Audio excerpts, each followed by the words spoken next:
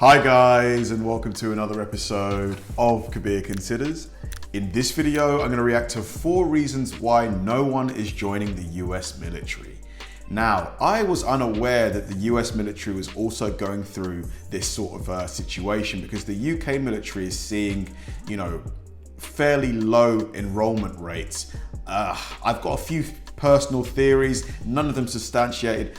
I just feel like young people today probably don't feel that desire to defend their country like they used to. Like, I'm sure there still are people like that, but I don't think that the overall numbers are as high as past generations. Also, potentially things like wages and salaries. Maybe if salaries were higher, or if there were more incentives placed, I don't know, like bonuses maybe, you'd see higher rates. I think you earn a decent amount in the military. I'm not sure what salaries are specifically, but I feel like it's a decent salary. But maybe people weigh up the risk rewards. If you could potentially lose your life, I guess, and they think it's not worth it. I'm not sure, but yeah, it's going to be. I really want to get into the nitty gritty of it, and this channel, I think it's going to do a great job in answering the question, as to why military enrollment rates are so low nowadays. So yeah, this should be fascinating. Let's do it. The United States military is facing its worst recruitment numbers since the end of the Vietnam War, and it's causing major national security problems. Army recruiters were roughly 50% behind their goals this year. 50%? That would reduce their numbers by 40,000 troops over the next 2 years, which would be like losing 4 whole divisions on the battlefield. Where'd Bravo Company go? We need covering fire now. What do you mean they didn't re-enlist? The American military is on its way to falling dangerously below the necessary troop strength of 1.3 million. This force number isn't random. It's carefully created based on the ambitious U.S. foreign policy goals of defending its borders, upholding international order, as well as promoting American interests abroad.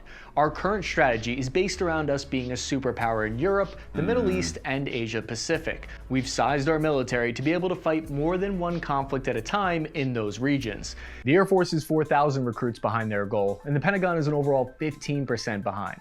All of this calls into question whether or not an all-volunteer force is still sustainable today.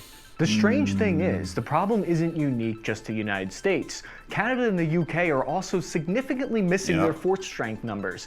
Canada is 7,600 members short, and the UK is likely to shrink down to 72,000 soldiers by 2025, which is 10,000 below goal. Some UK infantry regiments are reported to be understaffed by 30%. If something isn't done to reverse these... I read an article recently about where the UK is thinking of lowering the fitness requirements and other necessary requirements to join the military. I don't know how I feel about that. On one hand, we need the people, but on the other hand, you can't degrade the quality of the troops. You need to maintain some level of standard. Do you know what I mean? These numbers soon. The current reduced force is going to be stretched to its absolute limit.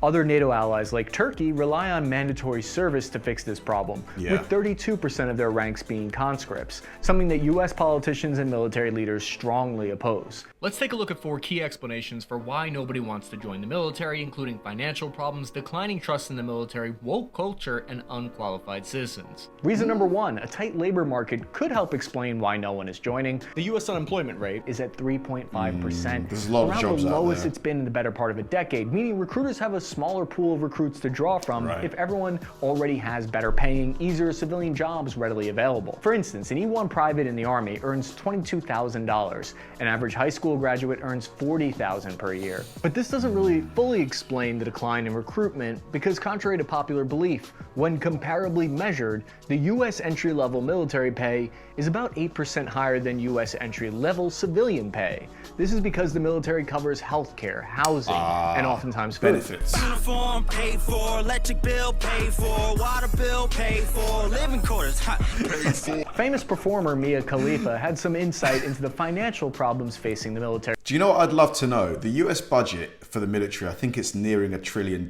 something like $850 billion. How much of that goes towards salary versus R&D, contracts for, people like Boeing and stuff like that? How much of that is actually being paid to the people? I would guess it's probably about 30%, maybe even less. Honestly, I think that selling your body Like, if we're going by that definition, being in the army is worse than being on OnlyFans. Wow. You're selling your body to the government. I didn't just sell my body to the government, I also sold I see my what soul. she means. But you know what? She might not even be wrong. If you're gonna make sacrifices necessary to serve your country, maybe you should earn a pretty penny for it. Yeah. But don't worry, the military always has been known for being hip and non-traditional. They leveraged TikTok to solve the problem. An Army recruiter used Cameo to pay the Island Boys to help with his recruiting goals. No way. Army recruiter giving out bonuses, paid vacations, and a free college, no money. Hey, invite me right now, Sergeant Thomas. I want to be in the Army. Army This recruiters is have since been weird. banned from using the TikTok to heck? recruit further, which has kneecapped their abilities to forge relationships in a world that has With young changed, people, where yeah. impressing students at a mall in your Class A uniform is becoming more and more rare. People are going out less. In response, Army recruiters have more than doubled their quick ship bonuses, where recruits can earn $50,000 if they start training in the next 30 days for some jobs. So why hasn't this helped boost recruitment numbers? Young people reportedly fear PTSD is a major factor as to why they won't join. A concern that might be well-founded, with 20% of service members returning from Iraq and Afghanistan showing signs of PTSD. And the amount of stories I've seen of veterans, ending up homeless and stuff like that, what young person would want to be in that potential situation themselves? It's a fair question to ask, I think. As much as military leadership would like to blame the tight labor market, this article from the Wall Street Journal points out it doesn't really explain the problem fully. The unemployment rate today is actually roughly the same as it was in 2019, when the Army exceeded its recruiting goal. So the obvious question becomes, what major event happened between 2019 and today that might have affected recruiting numbers? Reason number 2, trust in the military. The 2021 Reagan National Defense Survey found there was a decline in American confidence in the military, stating, quote, "With all that has happened in the last year, it's understandable that Americans are experiencing a sense of pessimism. Public trust in the US military has dropped from 70% in 2018, prior to the pandemic, to today a lowly 56%. Then Governor Kate Brown activating the National Guard as part of the Unified Command.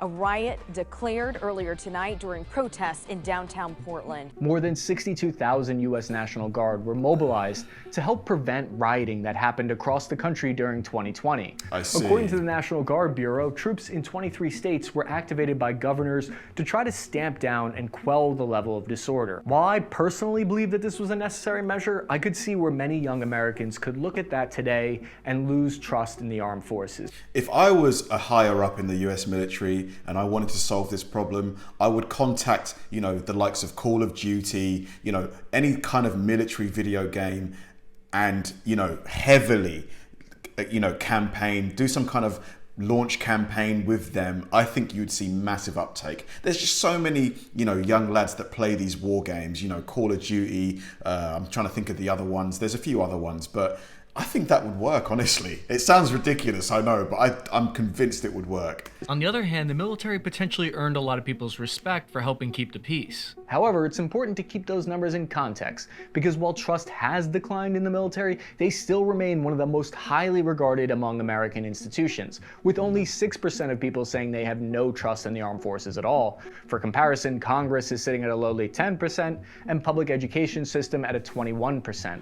As a product of public school systems, yeah, that tracks. It's unfortunate, it's wrong, but this next quote shows how a lot of people distrust the military. I'm joining the Marines in the USA. What do you think? I think you're a fool. You're a fool.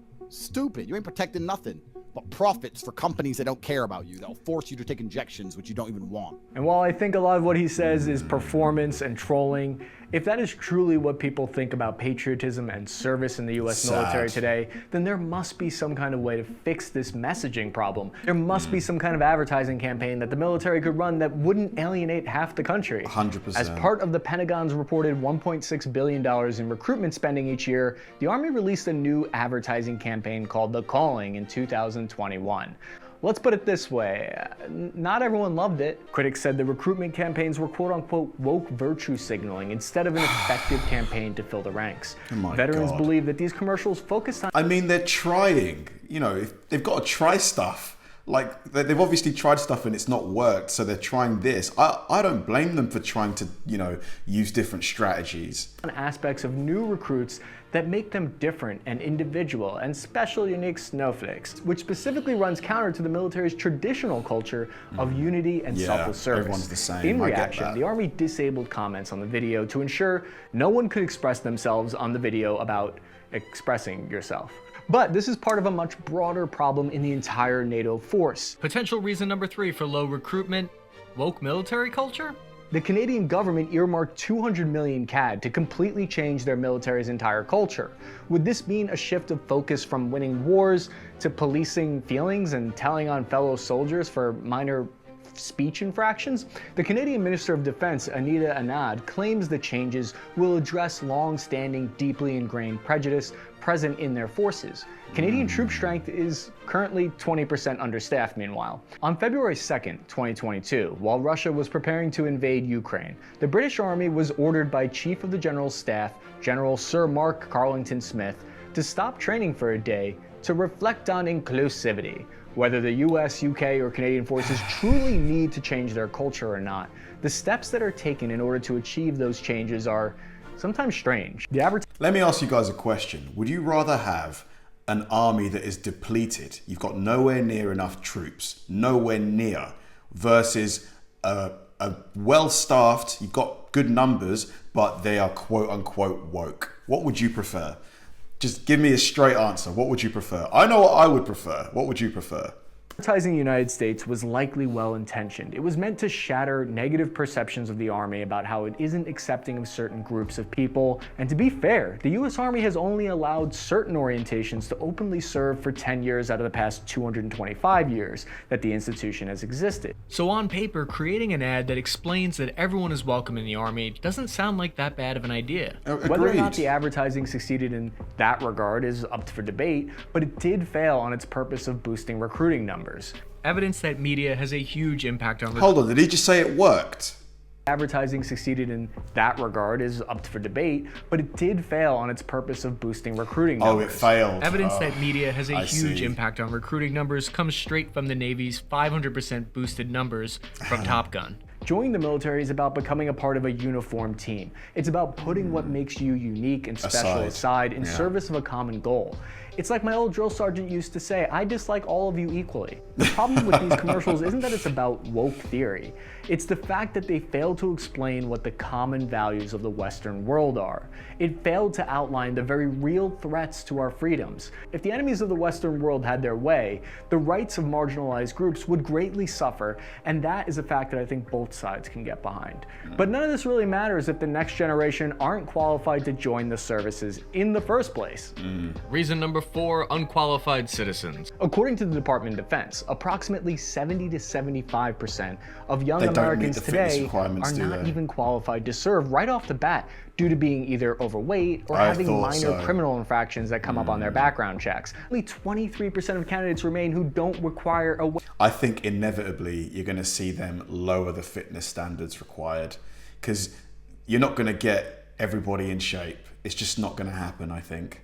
Waiver to join. That number is further reduced by more potential recruits being unable to pass the Army's academic exam called the infamous ASVAB. It's kind of like the SAT. The pool gets shrunk even further down to an above-ground pool when you consider another 12% are going to college. I know a lot of times I joke about having gotten an ASVAB waiver, but that's not true. I cheated on the test. If U.S. forces shrink by an additional 40,000 troops, there are some who believe we'd be reaching a breaking point for low troop numbers. Current members would have to pick up the slack, which would mean added stress, longer deployments and mobilizations, and an increased likelihood of accidents and mistakes that could lead to more conflict. And higher There are PTSD. a number of solutions to turn the problem around. For recruiting, more schools could adopt JROTC programs to help reach new candidates. Currently, only 10% of schools have these kinds of programs. Better messaging targeted to reach the country's youth, explaining why we need their skills in order to protect against the threats of enemies around the world who oppose their stated values of equity and inclusion. How about subsidized college as well? Maybe while you're on deployment, you do maybe like a couple of hours a week, which over the course of your 4 years deployment earns you a college degree for free, something like that. I'm sure something like that probably exists already. But I'm just trying to think of incentives that would make people want to do this.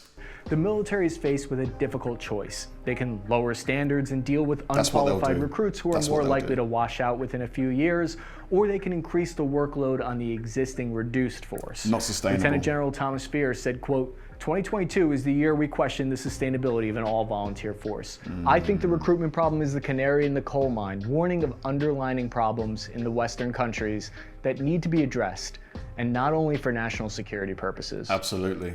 I really enjoyed that video, and it does pose some very important questions, especially from what we can see going on, you know, in Eastern Europe right now. It's just, it's a real issue. I do think what will happen is, in the short term, you will see probably a drop in the fitness and education standards needed.